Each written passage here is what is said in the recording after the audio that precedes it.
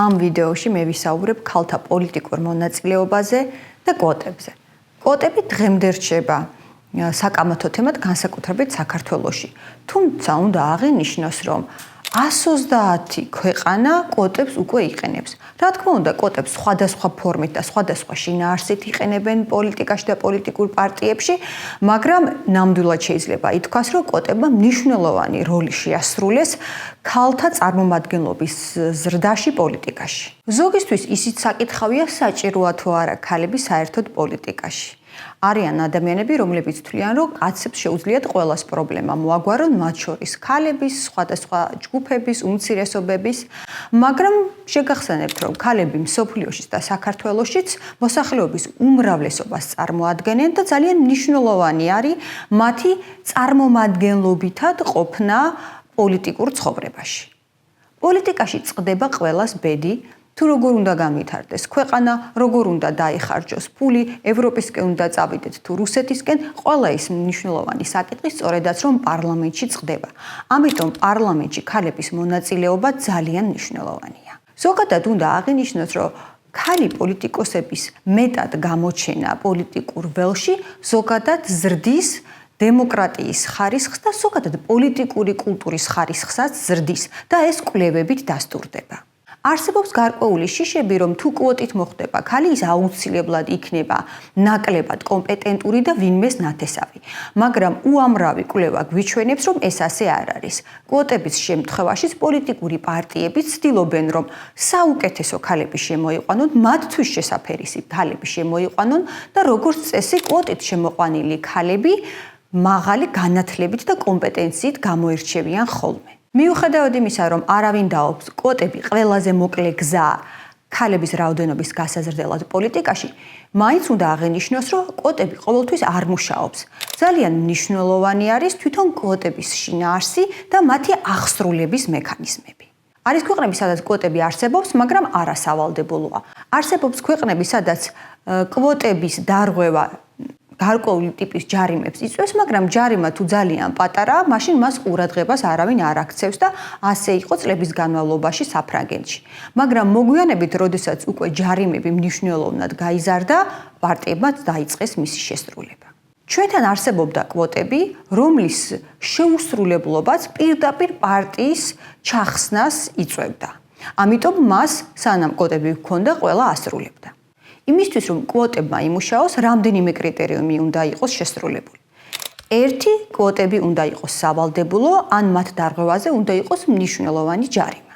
მეორე, მნიშვნელოვანი არის თვითონ კვოტების სიდიდე. იმისათვის, რომ ქალთა წარმომადგენლობა მართლა გაიზარდოს პარლამენტში, კვოტები მინიმუმ 30% უნდა იყოს, ხოლო საუკეთესო სტანდარტების მიხედვით მინიმუმ 40% უნდა იყოს. შეგახსენებთ, რომ ჩვენთან მხოლოდ 20%-იანი კვოტები არსებობდა და ისიც გაუქმა ქართულმა ოცნებამ. მესამე კომპონენტი შეეხება უშუალოდ ადგილების გადანაწილებას. თუ ქალები გამსვლელ ადგილებზე ვერ ხვდებიან, მაშინ კვოტებს აზრი ეკარგებათ. რა მნიშვნელობა აქვს, თუ 150 კაციან სიაში მხოლოდ ბოლო 50 იქნება ქალი და აქედან ვერც ერთი ვერ შევა პარლამენტში. ძალიან მნიშვნელოვანი არის კვოტები ნებაყოფლობითია თუ სავალდებულო იმის მიხედვით, თუ რომელ ქვეყანაში მუშაობს ეს კვოტები. უნდა ითქვას, რომ განვითარებულ ქვეყნებში კვოტები თუ არის სარეკომენდაციო, ის ხშირად მაინც მუშაობს ხოლმე. თუ ეს არის შიდაპარტიული კვოტები, სრულიად საკმარისია იმისთვის, რომ ქალთა წარმომადგენლობის მინიმალურ დონეს მივაღწიოთ. მაგრამ განვითარებად ქვეყნებში მხოლოდ სავალდებულო კვოტები მუშაობს, ვინაიდან ნებაყოფლობით კვოტებს არავინ ყურადღებას არ აქცევს. თუ ჩვენ ზოგადად ვიზიარებთ იმ ღირებულებას, რომ ქალები პოლიტიკაში აბსოლუტურად საჭირო არამხოლოდ ქალებისთვის, არამედ ქვეყნისთვის, მაშინ კვოტები ერთ-ერთი კარგი გამოსავალია. რა თქმა უნდა, კვოტები არ არის ერთადერთი გამოსავალი, მაგრამ დროში, მცირე დროში ყველაზე ეფექტურ შედეგს სწორედ სავალდებულო კვოტები იძლევა. რა თქმა უნდა, ჩვენ ყველას გვირჩევნია ისეთ სამყაროში ცხოვრება, სადაც ქალებს არ სჭირდებათ კვოტები და მათ თანასწორი შესაძლებლობები აქვთ პოლიტიკაში მონაწილეობის მისაღებად. მაგრამ კითხვა უნდა დავსვათ. დღეს საქართველოში არის ისეთი ვითარება, სადაც ქალებს თანასწორი შესაძლებლობები აქვთ პოლიტიკაში. გაიხსენეთ, როგორ იმართება ჩვენი პარტიები, საიდან იღებენ დაფინანსებას და ვინ არიან გადაწყვეტილების მიმღებები.